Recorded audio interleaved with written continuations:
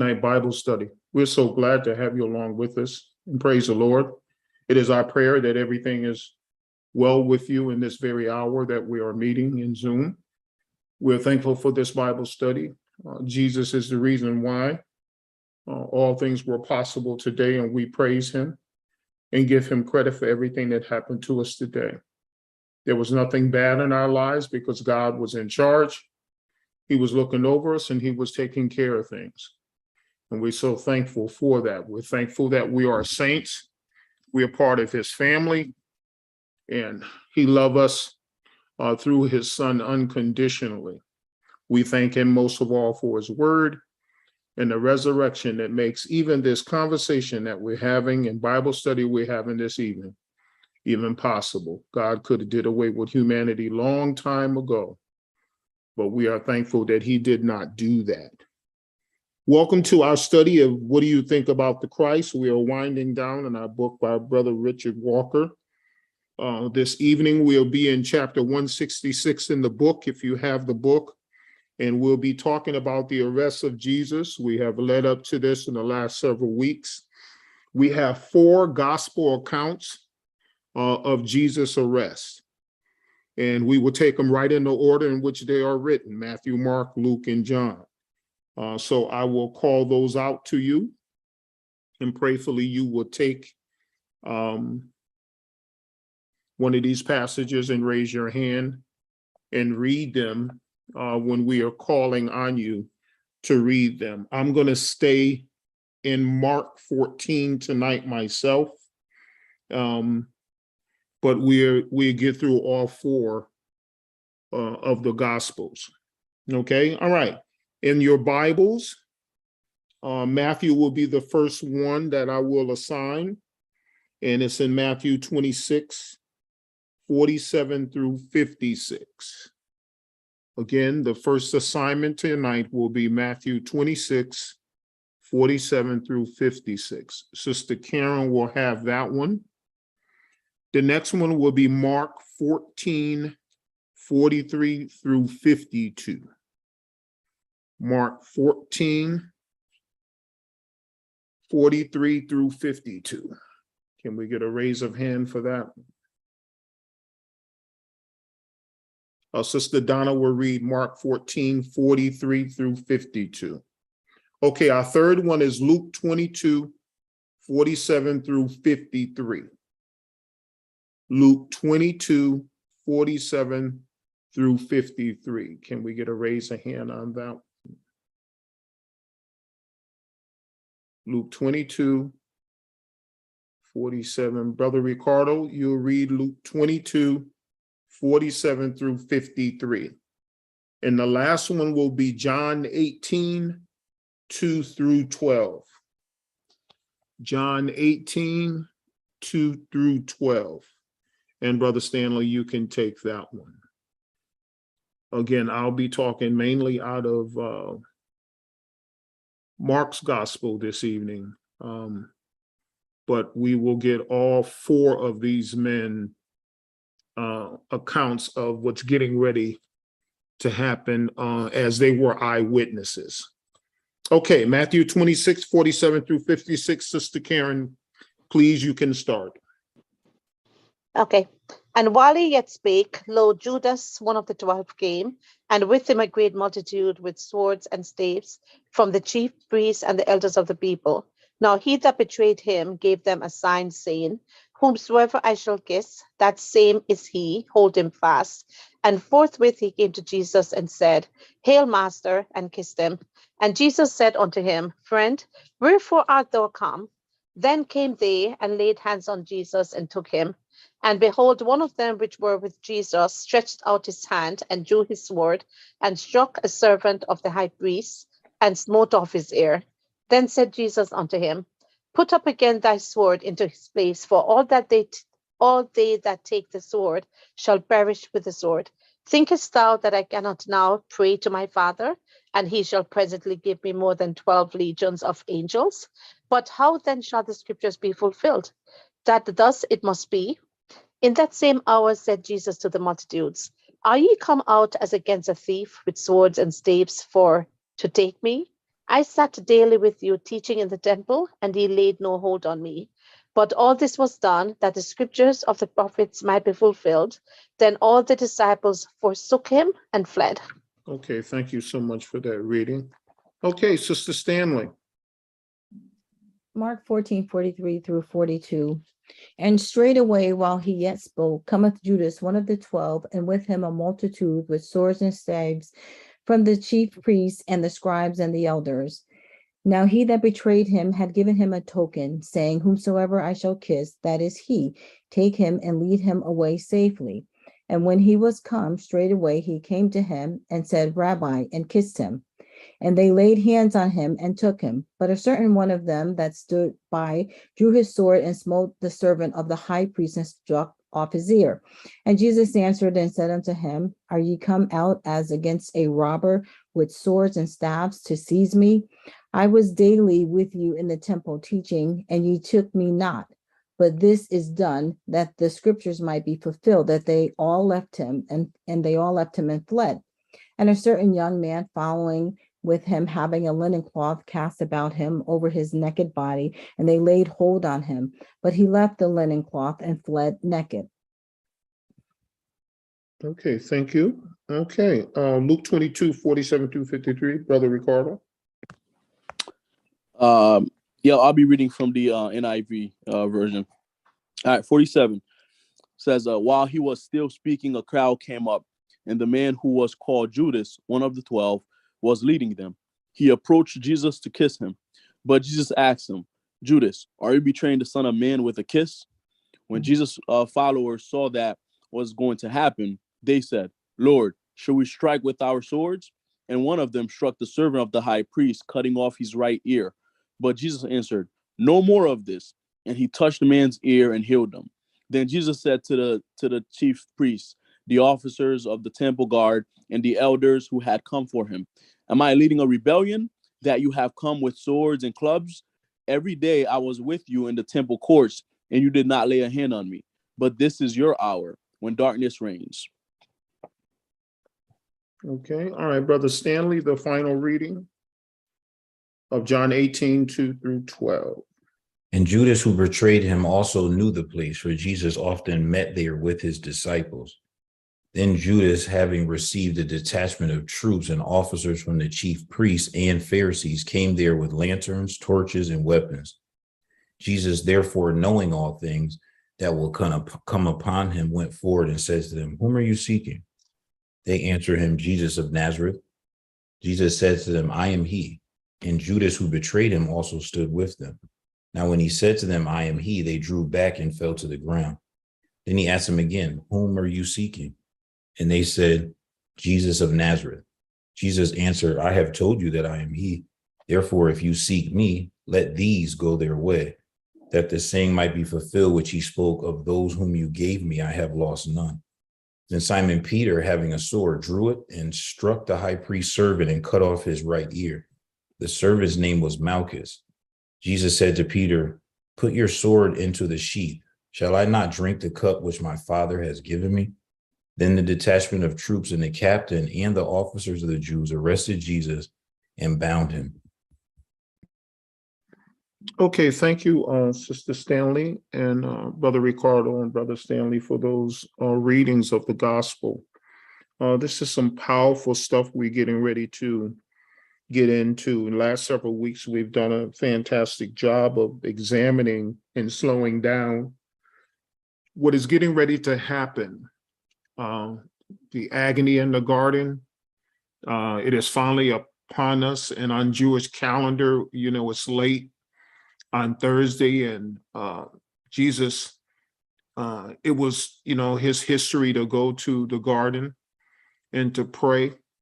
And that must have been powerful for him. That was his prayer room, his prayer closet. And his disciples knew that.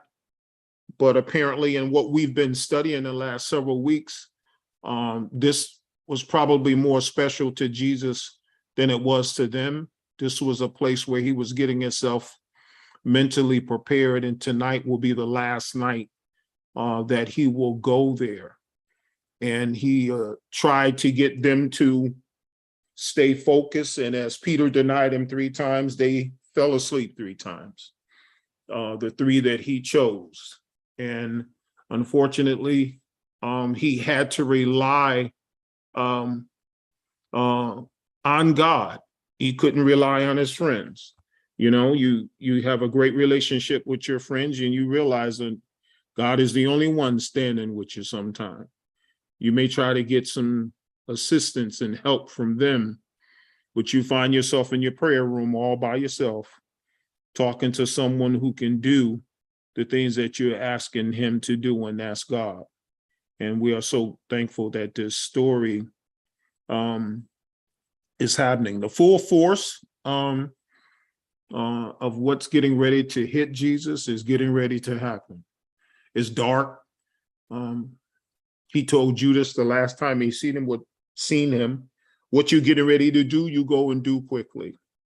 He said, but the other disciples didn't realize, he that dips his hand in the dish with me is he that betrayed me. And in some of our readings, we noticed that Jesus looked at those who were coming there with Judas and put Judas in the same category that he put them in. So now all 11 disciples know who Judas is and what he has done. And they pull their swords out. Jesus told them in Luke 22:36 to go purchase those of you who did not have any, purchase one. And they was getting ready right now to take Judas out and the rest of them. As Brother Stanley had mentioned to us last week and in several of his comments, these guys right now are acting like your homeboys. You know what I'm saying? I mean, these are the guys that you've been traveling with. Y'all been going through some stuff. Y'all gonna flip this whole spiritual thing here. Because, you know, you have seen in their past where, you know, James and John was saying, you know, we're gonna call down fire. You know, you can see glimpse of who they really are as you study them through the book of 12 Extraordinary Men. You get to see who they are. And Jesus is holding them back and holding this situation back because violence beget violence. And the only thing violence brings is death. Peter was not going to, by no means, hold back from taking not only the ear off, but the head too. So just think about what Jesus is trying to control right now on the way to seeing Caiaphas and going to the temple for all the stuff that he has to face. And, you know, being the Son of God and being in the flesh, being the Son of Man, it's a balancing act. And Jesus got to keep all this together because everything that was foretold about him in prophecy must be fulfilled, or the prophecy was a lie. And we can't have that. Okay, everything that's getting ready to happen is, you know, the Father's will. So, you know, Jesus used that term, Abba, Father, in his prayer. And, you know, it was common for Jewish children to address their fathers that way. And it just showed a sign of intimacy. And Jesus is doing that to his dad, to the only dad that he knows. And, you know, it's going to be hard for him.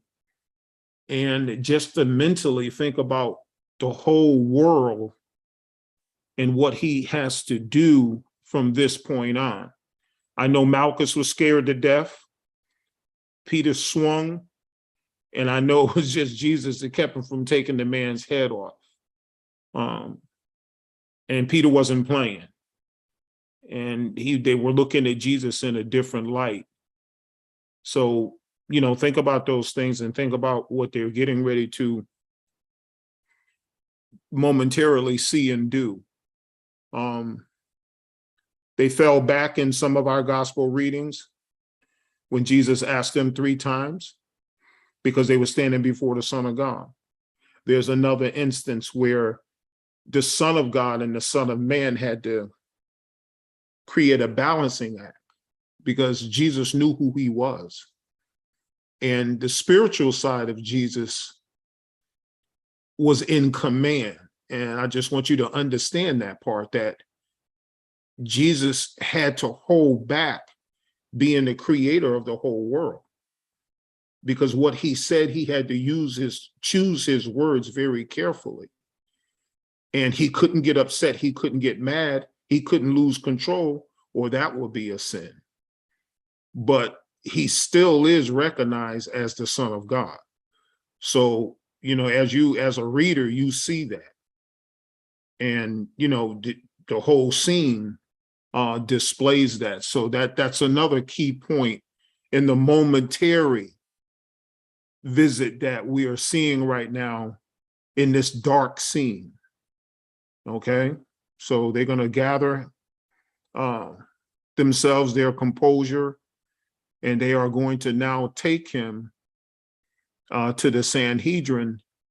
And these Jewish leaders, they're going to be listening to the testimony that they are going to have against Jesus. And just understand that not everybody knows him. Everybody in the religious circle has heard about him, but they have not met him or seen him personally. The guards are guards that never seen Jesus. Some of these guys just don't leave the temple. That's where they work. That's where they're assigned to. And they didn't know what he looked like, and it's dark. So if they didn't have Judas with them, they wouldn't even know who to grab. Jesus said, "Who are you looking for?" And they said, "Jesus of Nazareth." They didn't even recognize his voice. But how would they? How would they? God didn't make him special in appearance. He wasn't tall where he stood out. He wasn't muscular where you wowed him. He didn't have a complexion where you just fell out when you seen him and everything. He was just an ordinary, regular guy that had to be identified. And Judas identified him with a kiss. And that gave them the green light based on their temple conversation and instructions to follow Judas' lead. And now here we go. So Jesus allowed them to take him. He allowed them to walk him back. He allowed them to touch him aggressively and to act as if they were restraining him. He allowed that. So just imagine when the Bible always tells us to be self-controlled. Imagine what it took as the Son of Man to recognize that you are the Son of God, but to refrain from losing control. Because when you lose control, you get out of control, and then that's a sin, and Jesus couldn't do that. Everything about what's getting ready to happen to Jesus was compounded more on him because he had to keep his anger level at bay, because he knew who he was. He knew what abilities he had, and he was all of all and all in all, and everything was subject to him. Everything. He could have had a swarm of locusts show up in that garden and devour everybody in it. But that wasn't God's plan. And so, like I said, it was a balancing act. Okay. All right, let's turn to the book. And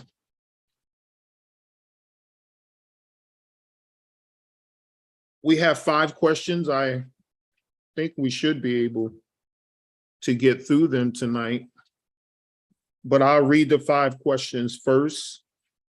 Hold on. I'm in 7 questions first. And then we'll be able to see if we can get, I think we can get through them tonight. All right, first question. Judas cautioned the soldiers to lead Jesus away under guard. Mark 14:44. Why do you suppose Judas said under guard? Think about that real closely, because that's a very important question. And why is Judas heading that?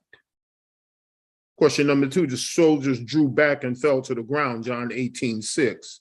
After Jesus said, "I am he." Why did they draw back and fall to the ground? What do you think? Number 3, would you say that Peter was a skilled swordsman? What do you think? Remember, he was a fisherman. His trade was catching and cutting. Okay. Number 4, why did Jesus not allow his disciples to defend him with the sword? See John 18:36. After all, y'all, Luke 22:36, he told those that did not have a sword to buy one. Okay. Number 5, Jesus told Peter, put your sword back in its place. Matthew 26:52. Was Jesus also opposed to his disciples defending themselves with the sword? What do you think? Number 6, does the Old Testament say that the Christ will suffer? See Genesis 3:15, Psalms 22:16 through 18, and Isaiah 53:4-7. Isaiah 53 is very popular. And the final question, number 7, did Jesus want his disciples to escape arrest? See John 18:8 and 9. Was it shameful for them to flee? What do you think? Okay, for time's sake, we have read all 4 of the Gospels. I'm not going to read Brother Walker's viewpoint here because the Gospel's all wrapped up in it. Most of us know the story, know it very well. But what he's doing this evening, based on the questions that we just posed to ourselves for study tonight, is trying to get us to see a little bit more than what we have always seen when we heard these stories. See, tonight and leading up to tonight, we have been able, through the authorship of Brother Walker, to slow this stuff down and look at it from a very common perspective, to look at characters the way they really are, to look at people's mindsets the way they are, and to look at fear the way fear takes hold of us sometimes when we lose control, to look at how we should control ourselves when we're under certain circumstances that will make us lose control, and look at how words matter. Words matter. There's sometimes when you don't have to say anything to somebody, you don't have to,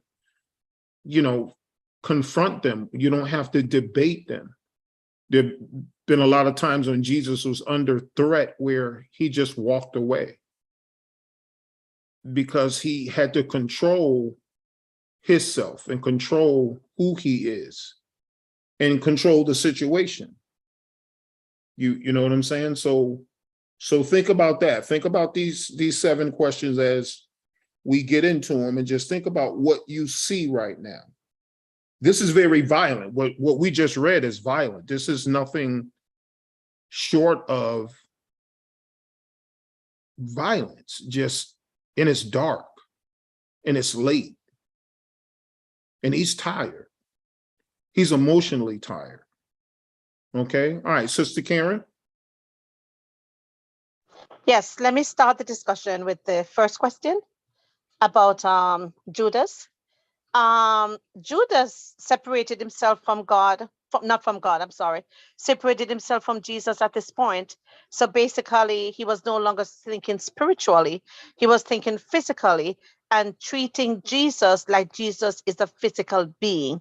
It's almost like he forgot who Jesus was, that Jesus was actually a spiritual being sent from God to save us. He followed Jesus for all those years and still did not recognize that at that point that Jesus is the Son of God. He literally separated himself from that and separated Jesus from God and treated Jesus like Jesus is a criminal, like he's a physical man who needs to be held. Because as we said in the scriptures and in the reading, Jesus could have called legions of angels to get himself out of this situation, but he didn't, because God's will has to be done. And he knows that he has to obey what the Father sent him to do. But Judas apparently I don't know if he just forgot or if he just slipped up. I don't know what happened with him at that point, but he was obviously overcome with sin. He was 100% overcome with sin and overcome with what he was intending to do, that he couldn't even see Jesus for who Jesus was. And that's why the whole holding him, make sure he has guards, that whole thing was unnecessary, because Jesus would have willingly walked with them wherever he had to go, because he knew that he had to do this so that we can be saved. You know, you pose an interesting point, and you think about the Last Supper, where the scriptures say that Satan then entered into him. So once that happened, that was a wrap.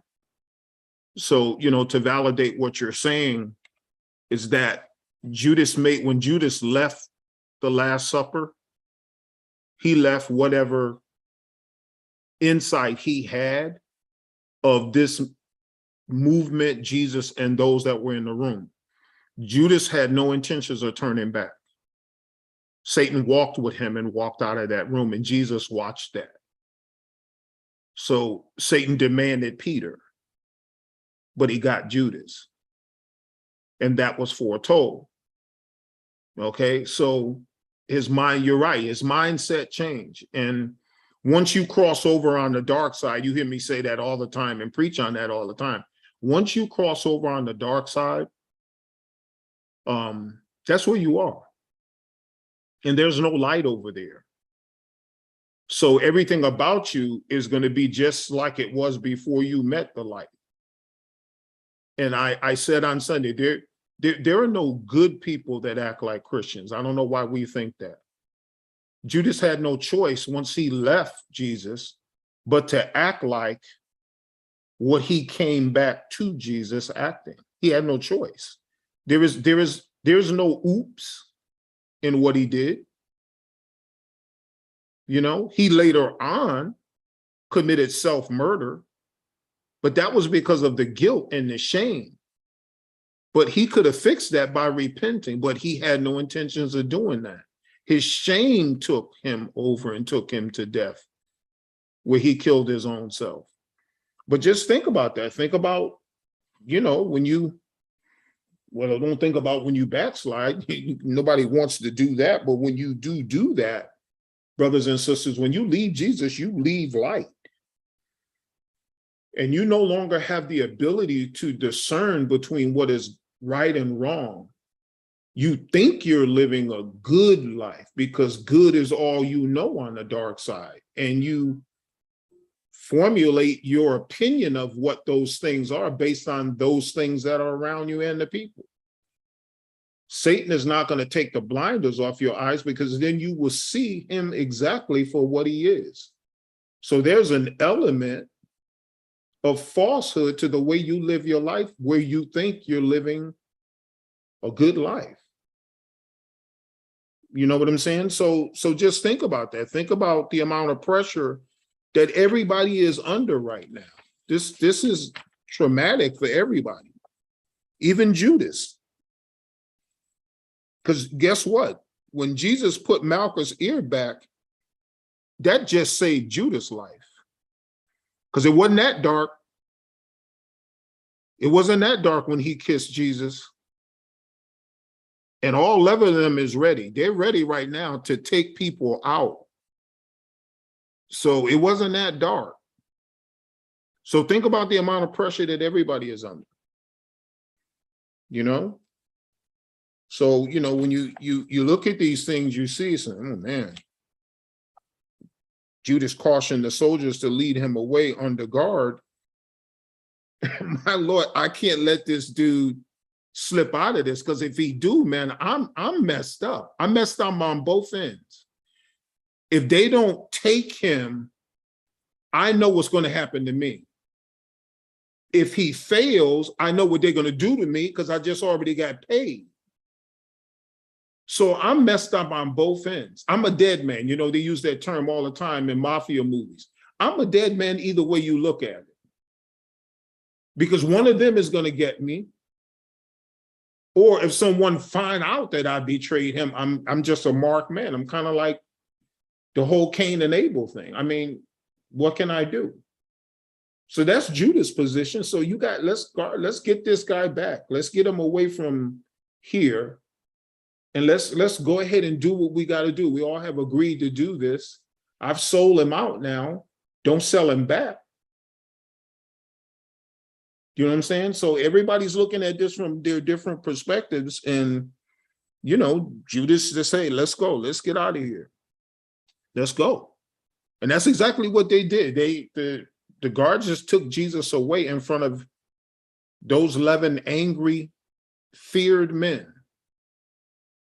And Jesus said, leave them alone. Leave these alone. I'm the one that you and Judas came for. Here I am. I was betrayed with a kiss. He identified me as Jesus. So let's go. But leave them alone.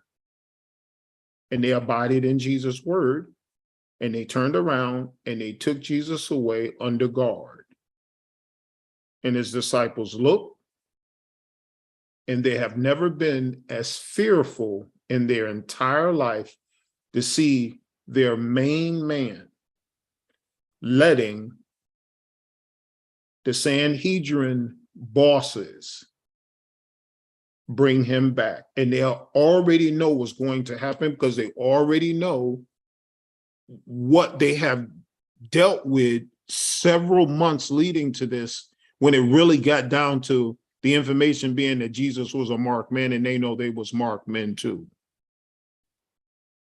Okay, so here we go. We go into this upper room, you know, where the high priest is waiting and the Sanhedrin is there, and your Jewish leaders are listening to the testimony. Here we go. And Jesus said or did something deserving of death, but the testimony is contradictory. It is. And people are just listening. And, you know, Caiaphas is just going to fall apart and say, just wait a minute, time out.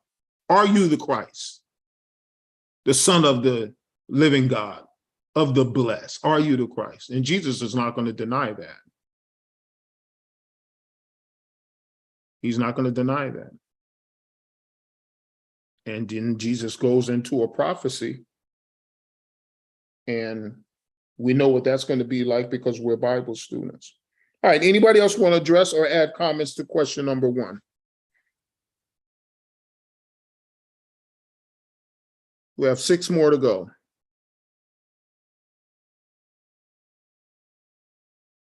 All right, question number 2. The soldiers drew back and fell to the ground, John 18:6, after Jesus said, I am he. Why did they draw back and fall to the ground? What do you think? You heard my version.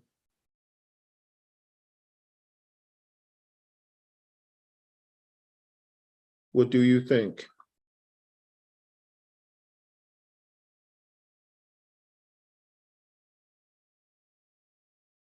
Brother Stanley? Yeah, I think sometimes when we look at this as a collective, right? So each of these groups of people as a collective, we may miss the individuality. And remember, there was a guard, the Roman guard, who had Jesus when he died, right? And he's seen all the things happening after he took his last breath. Remember, he was like, oh, this really was a son of God.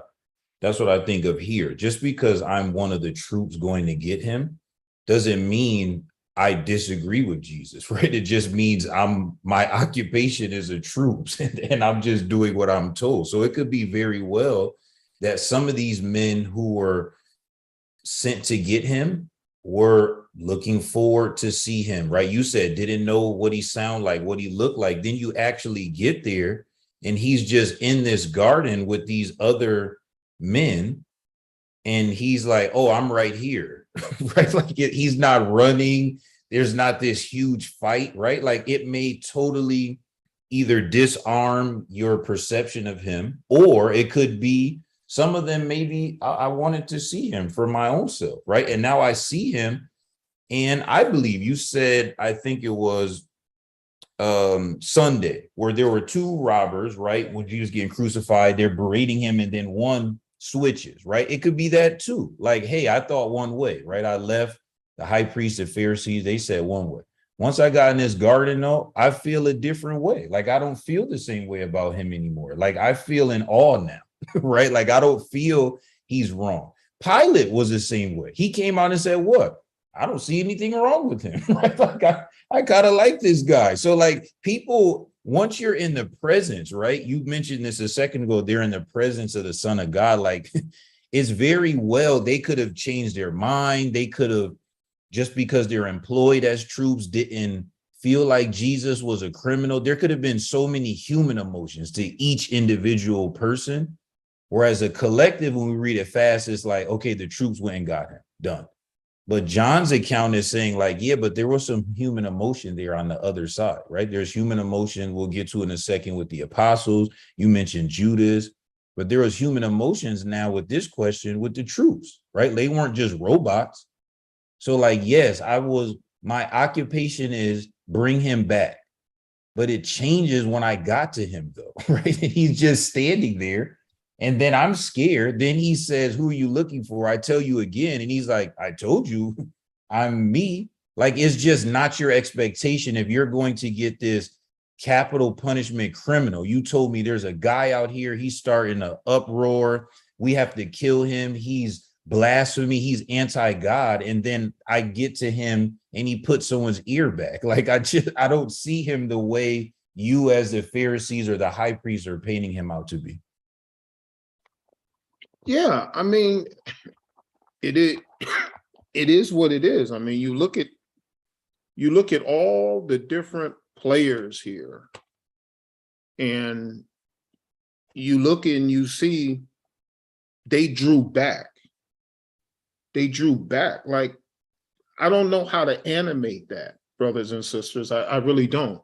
I don't know how to make that seem more to you as a reader. Just imagine a dark scene that when you show up with lanterns, it illuminates the space by where Jesus is.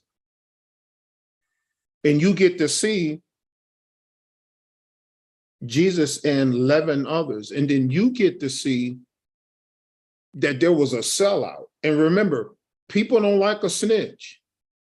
And to the point that Brother Stanley's making, these are military people right here. These dudes, they ready to fight, okay? They drew back. And Judas is being Judas and looking over at this guy and saying, oh man, like he sold this dude out.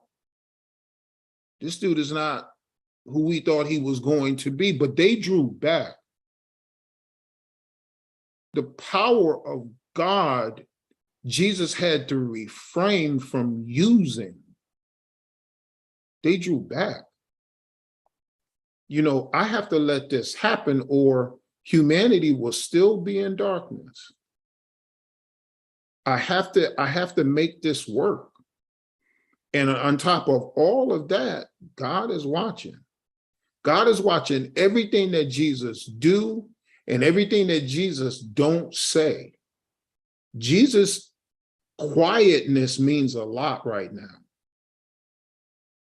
Because he's using the right frame of mind. Because they're trying to provoke him. I mean, that guard slapped Jesus.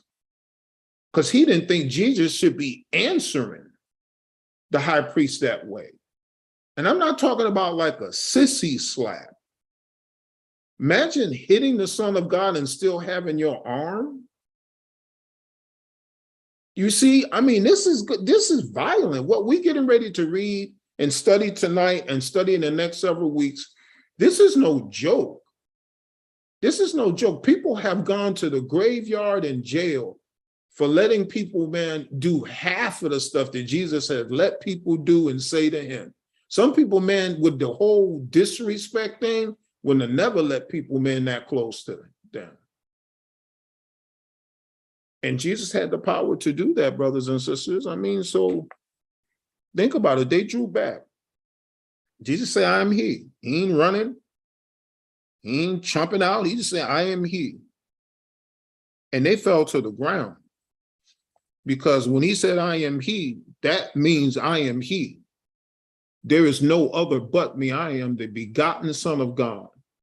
And I don't have to explain that right now, but y'all are looking at royalty here. And the next time y'all see me, you will bow down and confess to me. You'll find that in 1 Thessalonians chapter 4, verse 17.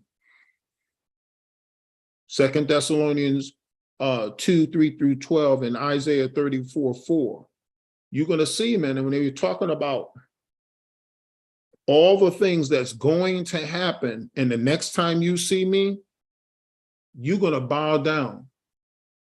All of you, every last one of you, because you all going to be in the spirit when I come back through the cloud, and I'm going to do away with your world, and I'm going to bring those that have died waiting on me up first, and those that are living going to be caught up in the air with me, and y'all going to go right by me to judgment.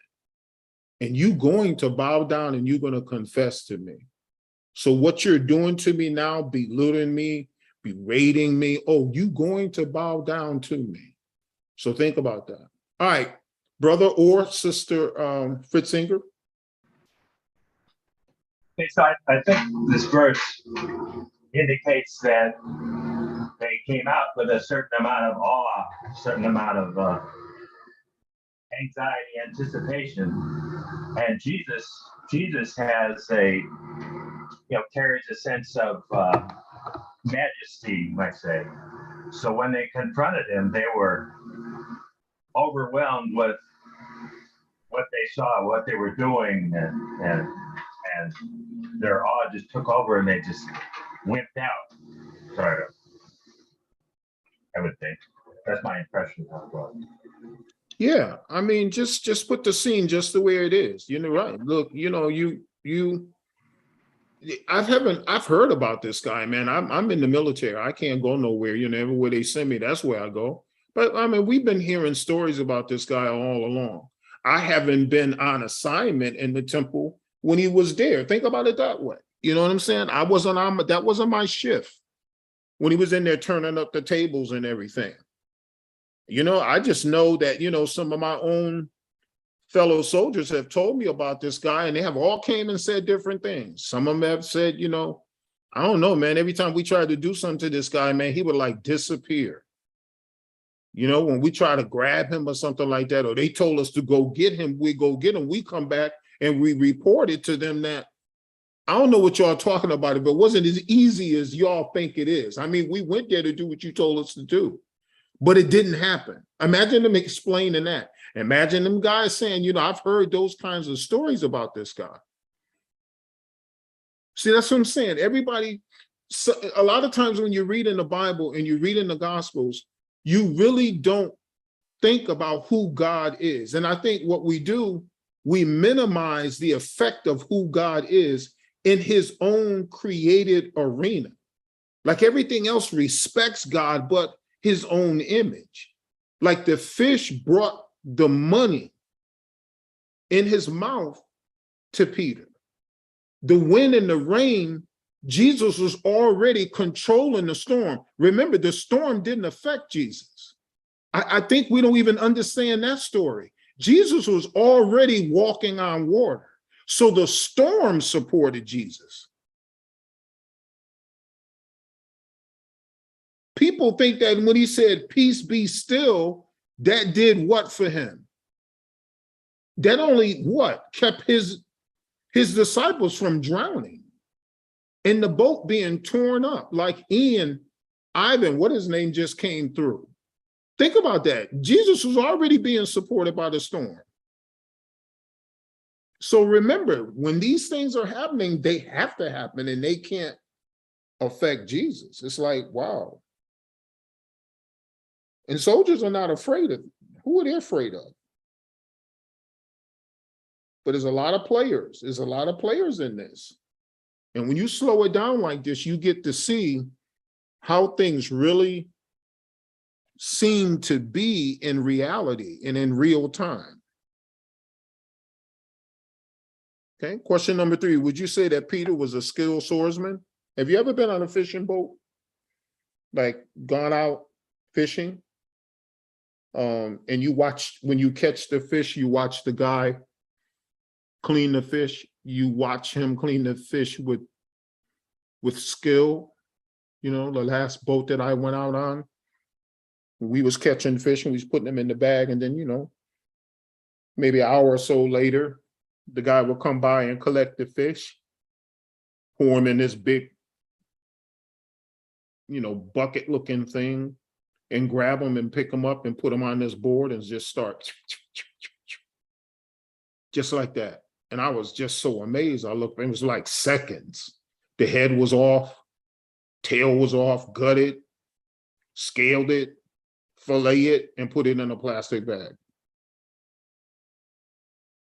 So when you ask that question of a fisherman, like I said, just go to a fish market or go on a boat or go down to the dock and watch those guys that go out on lobster boats and fishing boats and stuff, or just watch a program and watch these guys, how they cut their knives and sharpen their knives and everything, and the different knives they use. Watch them cleaning large fish, small fish. And then when I say it was just the grace of God that Malchus had his head and not his ear cut off, because Peter was no joke. A fisherman is no joke. They know exactly what to do, and then put anger on top of that. Anger on top of that. These are real men right now. These are those guys that Jesus said, come and follow me. That's who they are right now. And Judas knew that. That's why Judas said, let's go.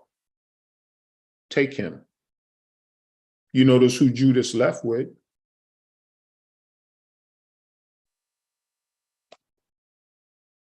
So what do you think? Was Peter a skilled swordsman? I know he was. I know he was.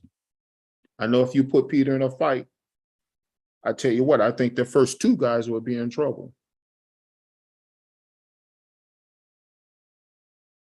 I don't know how many guys it would have took to take him down, but I know the first two guys would be in trouble. And I think anybody that had a sword, had a knife, was skilled with it. I don't think these men walked around not knowing how to use the weapons that they carried on their belt. I don't think so. I just don't think so. I don't think it's like today where, you know, you carry a gun, you point it at somebody and don't shoot them. You know what I'm saying? Not these guys, not fishermen. Definitely not fishermen. Fishermen are not, they take pride in guarding their catch. They're not gonna have you rip them off. Not fishermen. Just think about that, Brother Stanley. Yeah, also remember too, the emotions, right?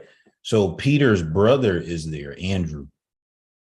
Two of his best friends and business partners are there, John and James. So like James, excuse me.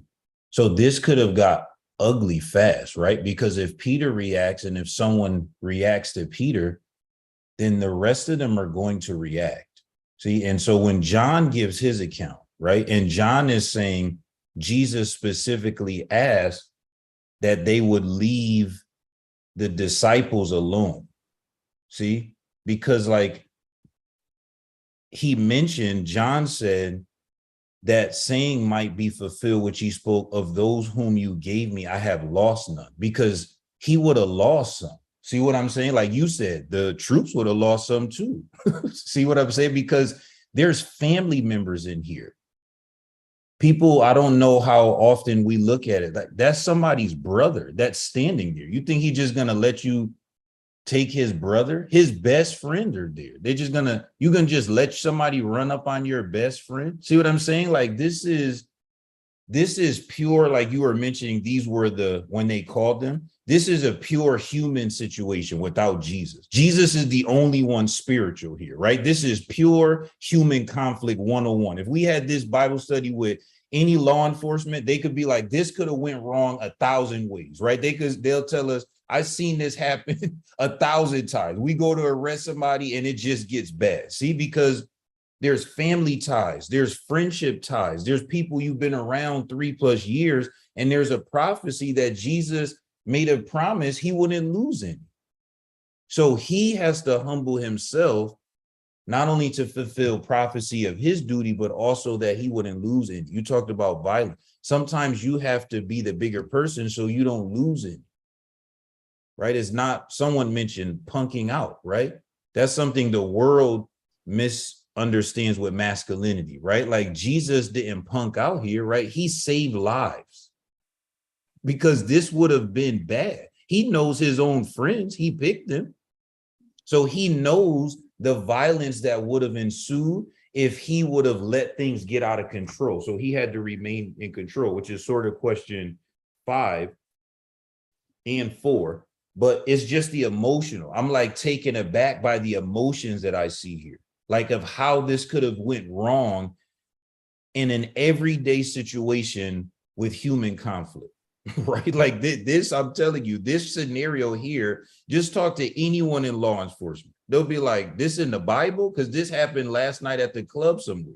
Like, this is just how things are, and escalates so fast. In a blink of an eye, is pure chaos from violence, in literally a blink of an eye.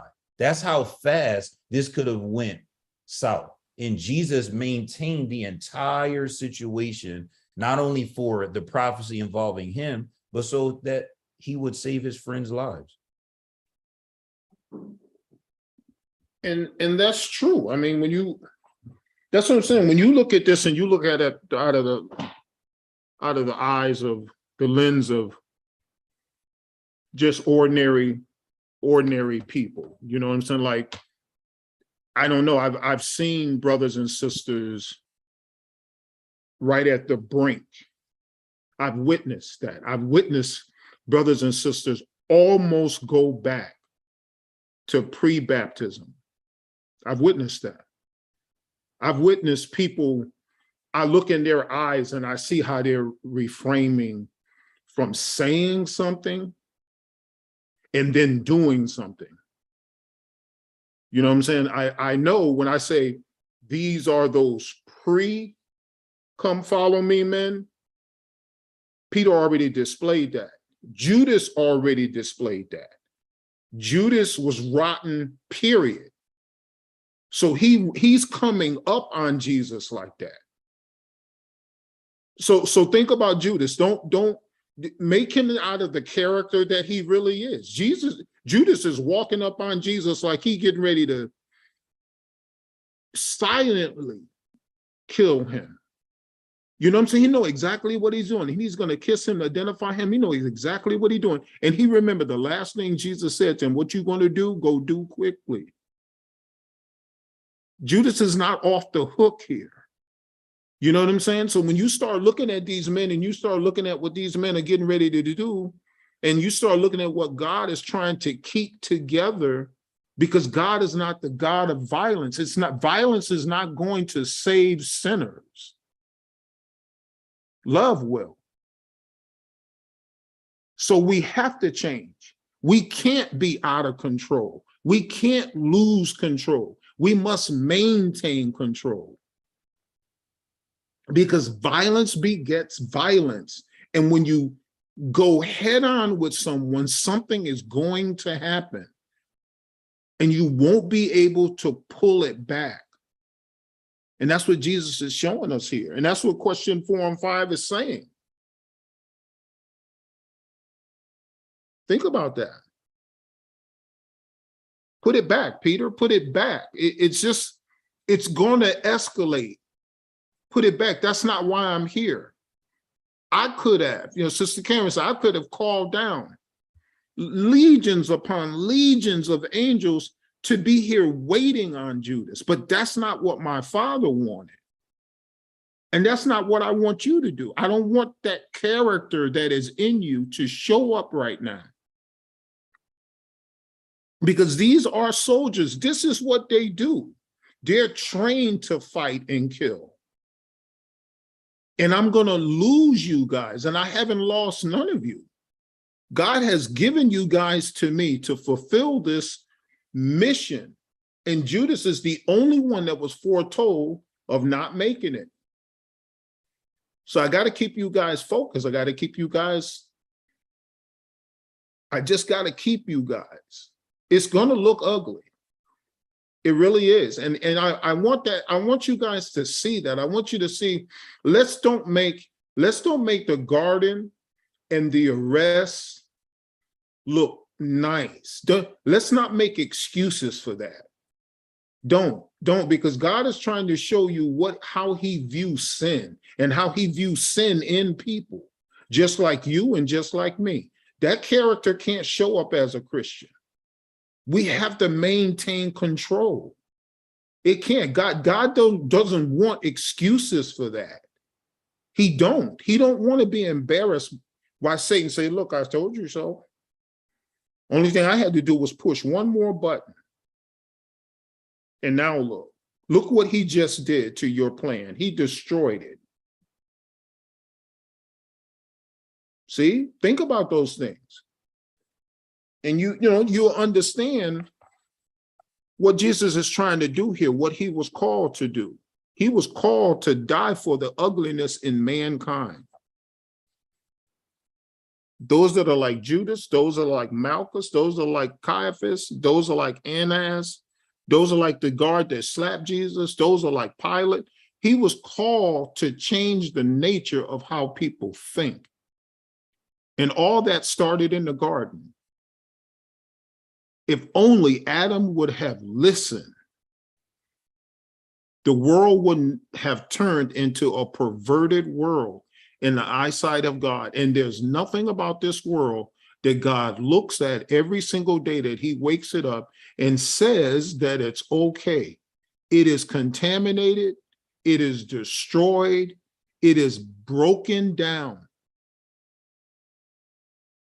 And God will have nothing to do with it. He's going to do away with this world and everything in it because it's already a mess. So stop trying to find good in something that God doesn't even see. No matter what we do, the nature of man only can be changed by the waters of baptism. Nothing else will do it. Because that's where you contact the Son. And the Father follows with that. And the Holy Spirit shouts it out. Put it back, Peter. I don't need you to defend me. None of y'all. It's only going to get out of control. Okay, so those of us that are Bible students know what question number 6 says. We know. We hear it all the time, but they don't. They're participants in it. They're writing the history that we now are reading. And right now, being scared for their lives, they don't even know and can't even remember what the law says because they're afraid. And if you ever feared something and seen how you lose control, then you'll understand the disciples right now.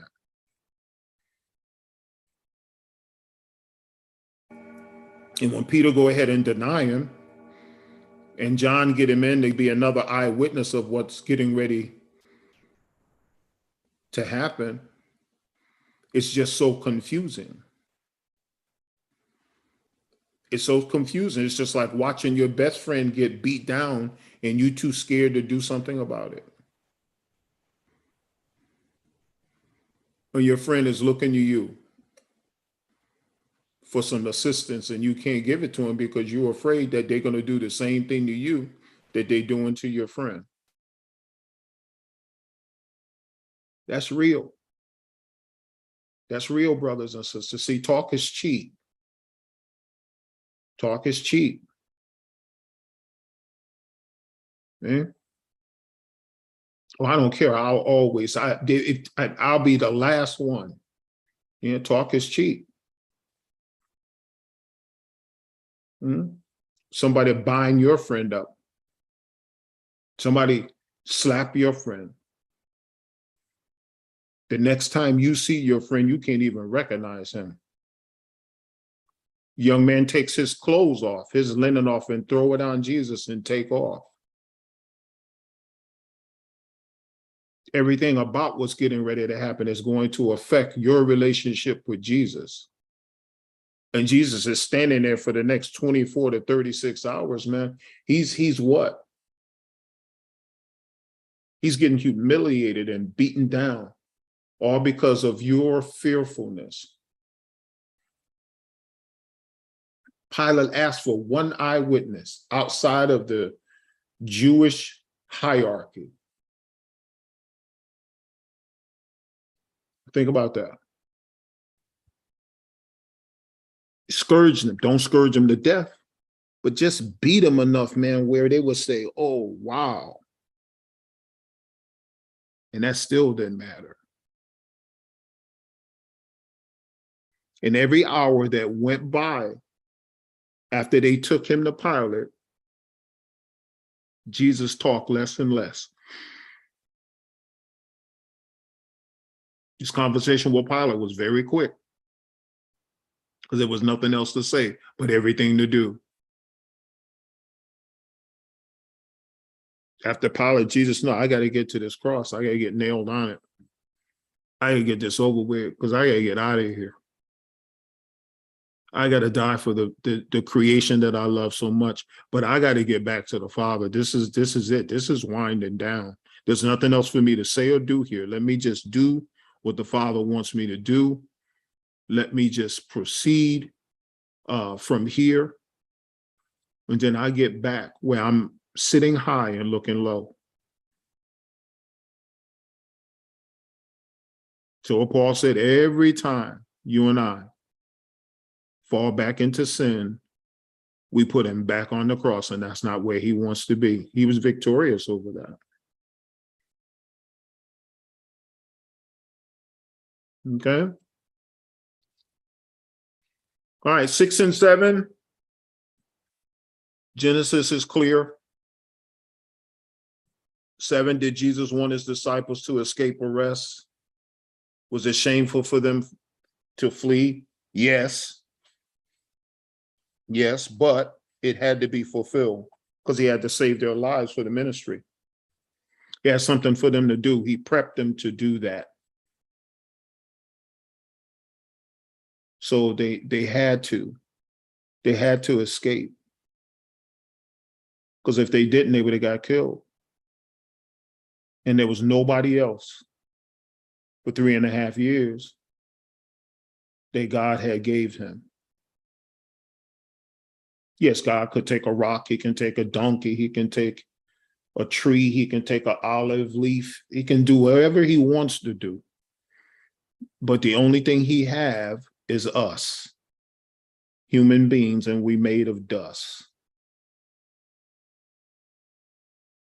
So just think about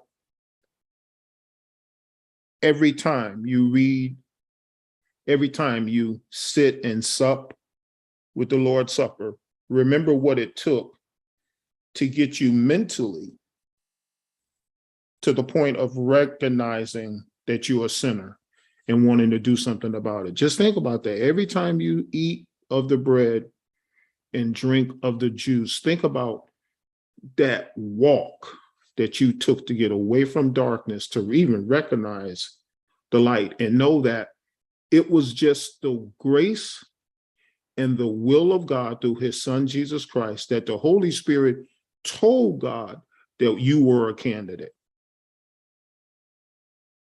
Think about that process. I know you don't think about that process, but think about that process, that the Holy Spirit recognized in you a conversation that needed to be said. And he watched your heart turn from darkness to light, where light started meaning more to you than the rotten core that you really was and what I really was. And that's power. To save someone from their own destruction is power. And that's one thing Satan doesn't have. He's the reverse of that. God displays his power in salvation where he's glorified. And Satan hates that because Satan can't do that. Satan has to lie and connive to keep people from salvation. He knows people don't love him because people don't love themselves. And he's going to find that out in hell. He ain't going to be the man. Because the whole satanic world is going to look at him and say, is this the one that's deceived the nations? He ain't going to be the man. What is he going to say then? See? But Jesus is going to be the man. And those who believe in him and was baptized into him and put him on, they're going to be in glory. And sinners going to look upon salvation and see what they missed.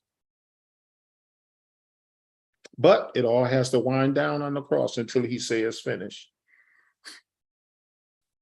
In the next several weeks, we'll be studying this, and we'll study it from that perspective where each Wednesday night that we close out this book, we get to take a deep breath afterwards and say, oh, wow, let me reconnect. I have to reconnect because it's about me. It's about me. I got to get this thing off of me. This is about me. It's got to be about Christ.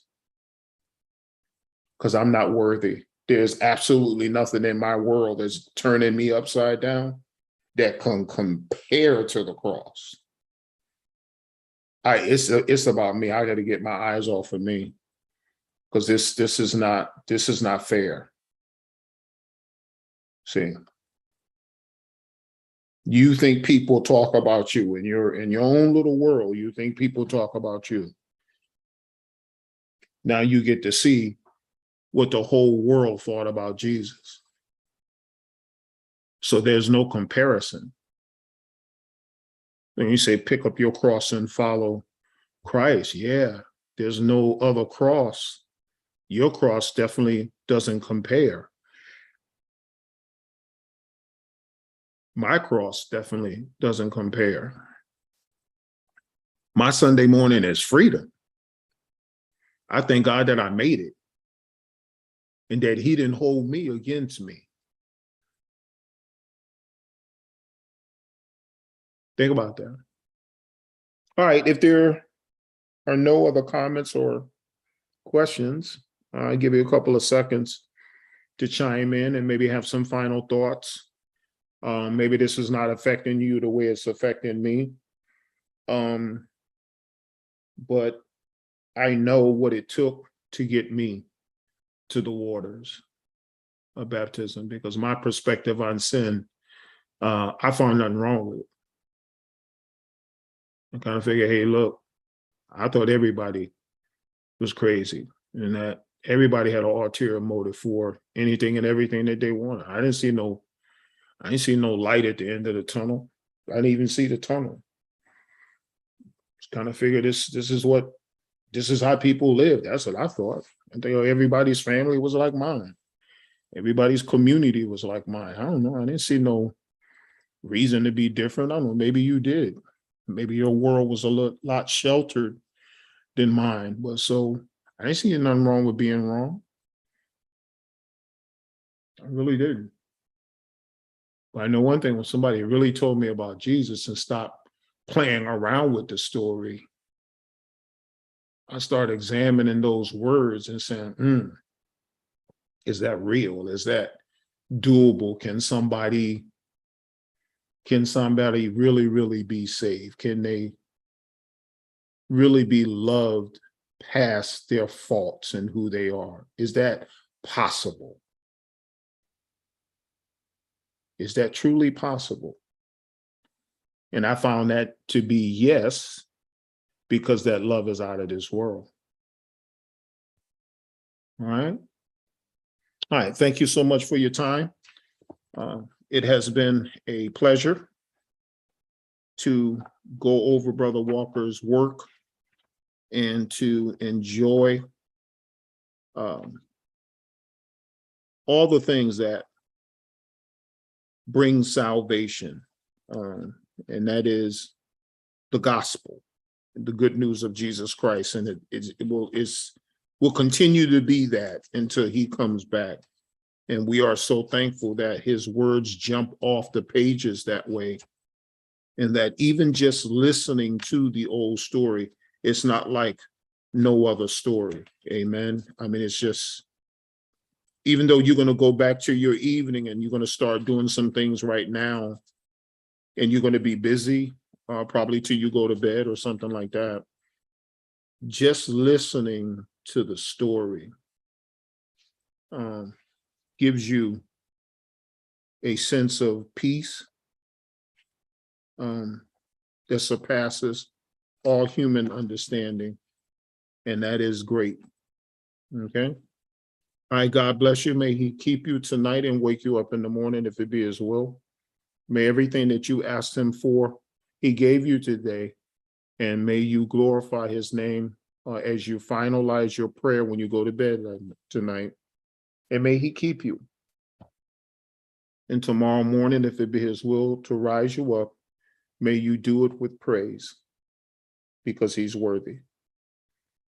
Thank you so much, and praise and blessings. Brother Stanley will close us out.